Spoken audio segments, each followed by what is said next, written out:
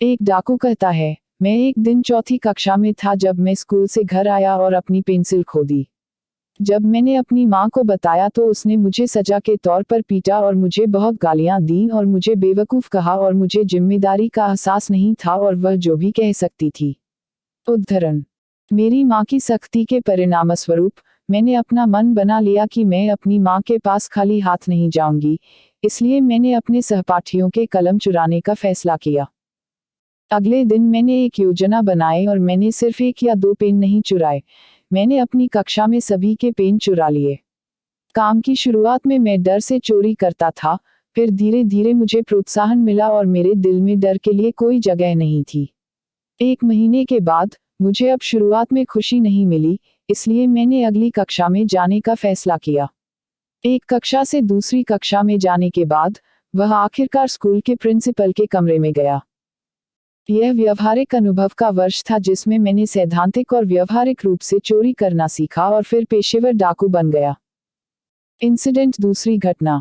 एक माँ कहती है, जब मेरा बेटा एक दिन दूसरी कक्षा में था तो वह स्कूल से वापस आया और अपनी पेंसिल खो दी। मैंने उनसे पूछा कि आपने क्या लिखा है। उन्होंने कहा, मैंने अपने सहपाठी से एक पेंसिल उधार ली थी। मैंने कहा, आपने अच्छा काम किया है, लेकिन जब उसने आपको अपनी पेंसिल दी थी तो आपके सहपाठी ने क्या किया था? क्या उसने आपसे कुछ लिया या पीने के लिए कुछ लिया? उसने कहा, नहीं, उसने ऐसा नहीं किया। माँ ने उससे कहा, हे मेरे बच्चे, उसने बहुत सारे अच्छे काम किए हैं। आप भी ऐसे अच्छे काम क्यों नहीं करते? उसने कहा, कैसे? मैंने कहा, हम आपको जल्द ही 2 पेन खरीदेंगे। आप एक पेन से लिखेंगे और दूसरे पेन को हमारा नाम देंगे। और हम ऐसा करेंगे ताकि अगर कोई अपनी कलम लाना भूल जाए या उसे खो दे, तो आप उसे दे देंगे और जब उसका काम पूरा हो जाएगा, तो आप उसे वापस ले लेंगे। मेरा बेटा इस सोच से बहुत खुश था और इस पर काम करने से उसकी खुशी बहुत बढ़ गई। उन्होंने अपने लेखन के लिए 1 पेन अपने बैग में रखा और दूसरों के लिए 6 पेन। इस घटना के बारे में सबसे अजीब बात यह थी कि मेरे बेटे को स्कूल जाना पसंद नहीं था और वह पढ़ने में कमजोर था। फिर जब उसने इस सोच के साथ प्रयोग किया, तो उसे स्कूल से प्यार हो गया और यह इसलिए हुआ क्योंकि वह कक्षा का स्टार बन गया था। सभी शिक्षकों ने उसे पहचान लिया और सभी सहपाठियों ने उसे कठिनाई से स्वीकार किया।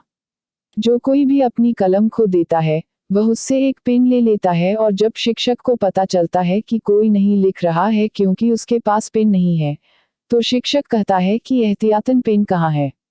इसके परिणामस्वरूप मेरा बेटा गिर जाएगा। स्कूल में प्यार। उन्होंने अपनी पढ़ाई में भी धीरे धीरे सुधार किया। और खूबसूरत बात यह है कि आज उन्होंने अपनी शिक्षा पूरी कर ली है। उसका विवाह हो गया। उसे अल्लाह द्वारा बच्चे दिए गए थे, लेकिन वह आज भी नहीं भूली है और आज वह हमारे शहर के सबसे बड़े कल्याण के प्रभारी हैं। विचार। बच्चों को अच्छी सोच देने से न केवल उनके सांसारिक कर्मों और चरित्र में सुधार होता है, बल्कि इसके बाद भी।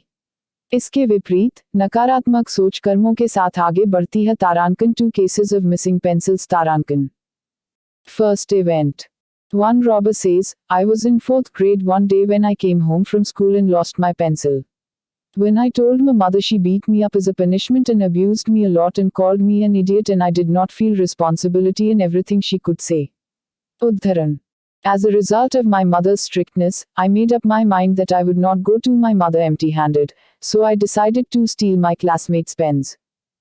The next day I made a plan and I didn't just steal 1 or 2 pens, I stole everyone's pens in my class. In the beginning of work I used to steal with fear, then slowly I was encouraged and there was no room for fear in my heart.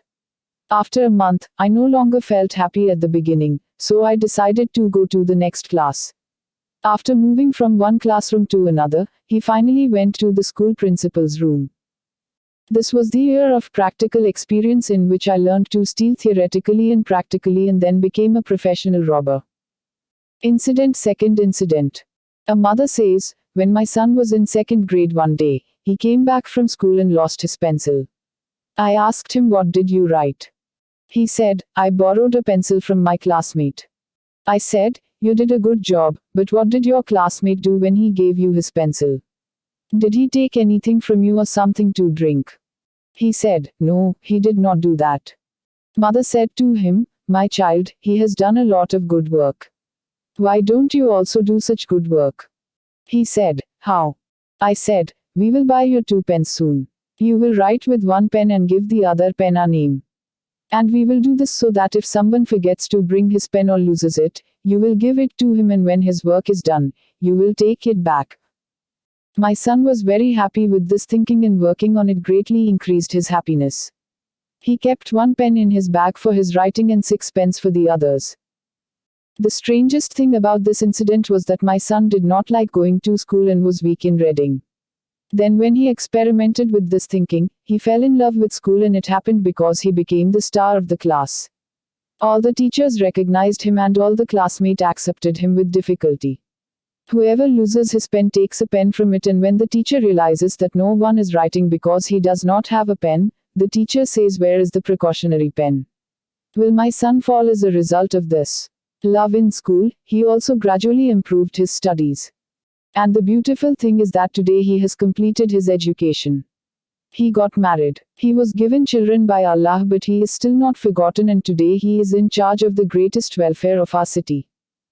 Idea Tarankan: giving good thinking to children not only improves their worldly deeds and character, but also after that. In contrast, negative thinking proceeds with deeds. Peace be upon the mercy and blessings of you and God Tarankan. Join our group for more beautiful posts Tarankan.